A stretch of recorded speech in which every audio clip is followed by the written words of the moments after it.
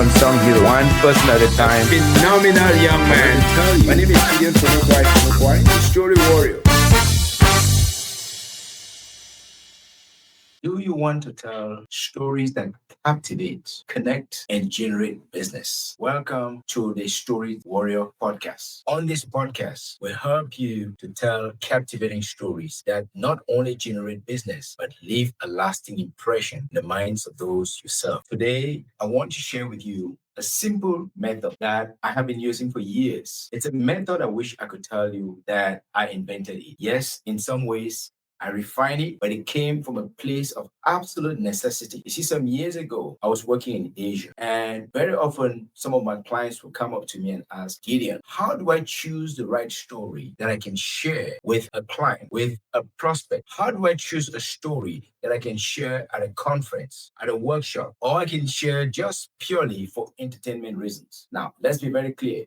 My storytelling is not for purely for entertainment. It's more so for business. And after struggling with an answer to that question for some time, I discovered, well, you know what? I have actually had to overcome that problem. Why? Because there are always numerous stories that you could share. At any given time, there are many experiences that I can always share. But you know what I did? I look at my own experience. I look at how I struggle with that. And out of that, I found, well, you know what? There's something I have come to call the story DNA method. That means at one point, you want to choose a story that is red hot, that would illustrate a point. And just because it's red hot for this audience doesn't mean that story will be red hot for another audience. At other times, I will have to choose another story that's not necessarily red hot. Maybe it's a little cooler, it's a little warmer. And just because it works for this audience does not mean it's going to work for another audience. See, that one fell. I'm not going to put it there anymore because I don't want it to fall. So, because one story could work for this audience, for another audience, it's going to totally fall to the ground. And yes, there are times when you need to choose a story that is absolutely cold or absolutely frosty and frozen and scary. Why? Because that's what might wake up that audience. So, just because one story works for one audience doesn't mean it would work for another audience. So I've come to find out that there are many ways. Some audiences will need a different color, a different flavor. Every audience is different. And my job as a storyteller is to understand that just because there are people that are similar, they have different needs, they have different aspirations. And like the colors of this pencil, if you want to be noticed, if you want to leave a lasting impression upon the minds of the people that you serve, you had better recognize that some of them require a different color. Some of them require a different level of engagement, a different level of touch, a different level of stimulation. And once you understand that, then you begin to realize one story does not fit every need. And so this method I call the story DNA method came out of several questions, several people, and when I reflected upon my own struggle, I realized that it's something I could call story DNA method. Why DNA method? Because it is ingrained in our DNA to listen to stories. It's ingrained in our psyche to appreciate stories because stories enable us to suspend judgment, to stop looking at the script and to focus on that which is in front of us, which is the story, the conversation, which is the message that someone is sharing with you. So, what do I mean by the DNA method? First, the D stands for distressors. By talking to your prospect, by thinking about the needs of your audience, what is it that distresses them at night? What is it that distresses them during the day? What is it that frustrates them? That's what I call the distressors. That means if you cut it down to the DNA, you're gonna see this fear is there. That is a distressor. When you start talking about a distressor, when you start talking about something that bothers them, that frustrates them, that infuriates them, they're gonna suspend all judgment and listen to you. And that is how you choose a story that will captivate, a story that will connect, and a story that will transport or should I say, transform your audience from wherever they are to where you want to be able to move them. Number two, the second ingredient you should use in choosing a story is to ask yourself, what are their needs? What is it that they need to thrive in their world today?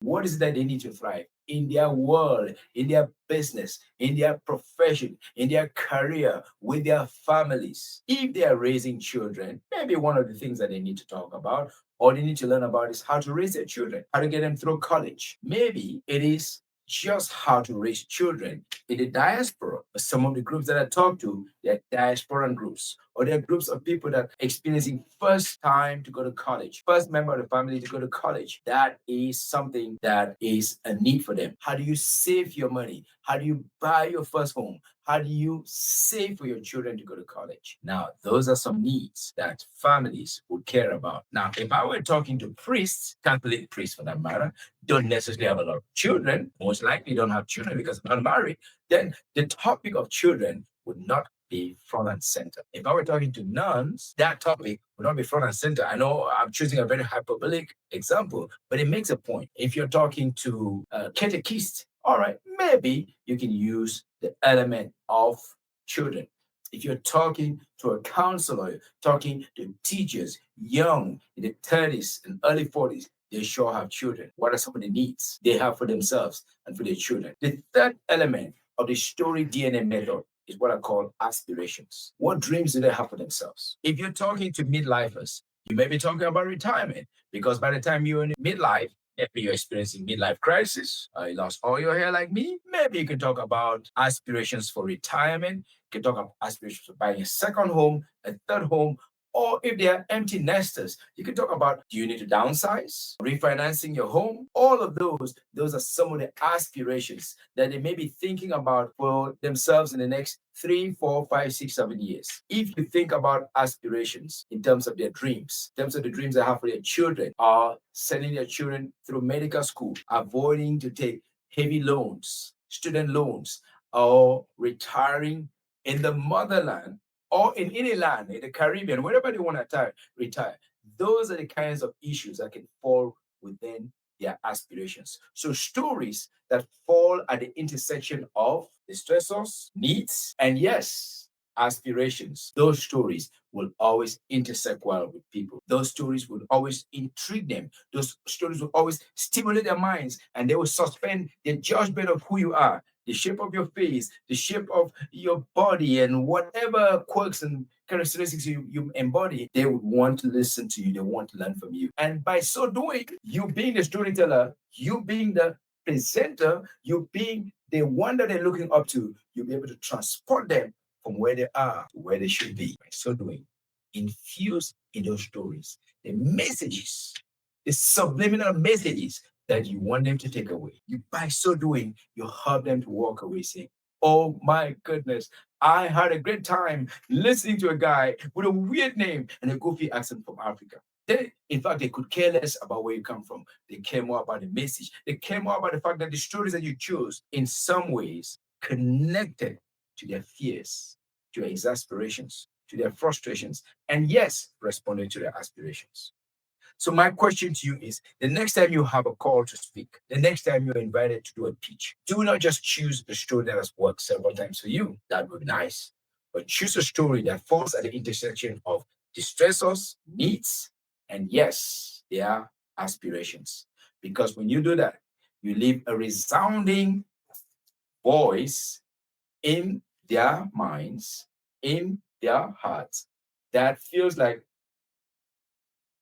the sound of melodic harmonica, melodic vuvuzela. You leave a little rhythm of you in their minds, and they will think about you for a long time. So to sum this up, all I'm doing here is challenge you.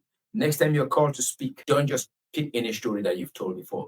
Choose a story that would likely stimulate their interest, that would likely stimulate their needs, that would likely stimulate their aspirations, and yes, above all, their frustrations. Thank you for listening. Feel free to share this information with someone who is hungry for growth, who wants to connect, who wants to captivate, and above all, who wants to generate new buzz with their stories, who wants to generate leads with their story, because that's what we do here on the Story Warrior Podcast, sharing ideas, sharing opportunities, sharing information that can help you to become a better storyteller, professional business storyteller. Why? Because it matters, because it captivates, because it connects, because it cements the bond between you, the speaker, you, the presenter, you, the businessman, and the prospect. And the longer they can remember you, the more they can call you. Thank you for listening. Please feel free to subscribe. Feel free to share this with somebody who might need it. Feel free, above all, to use it.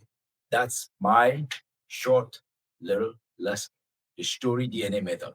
I am Gideon Fumukwai, the story warrior. That's my lesson. And I'm standing by it because who am I? I'm nobody except I'm a story warrior, product of Africa, produced in Asia, packaged in America, and distributed worldwide through stories that touch, encourage, and uplift people. Thank you, Story Warrior. Out.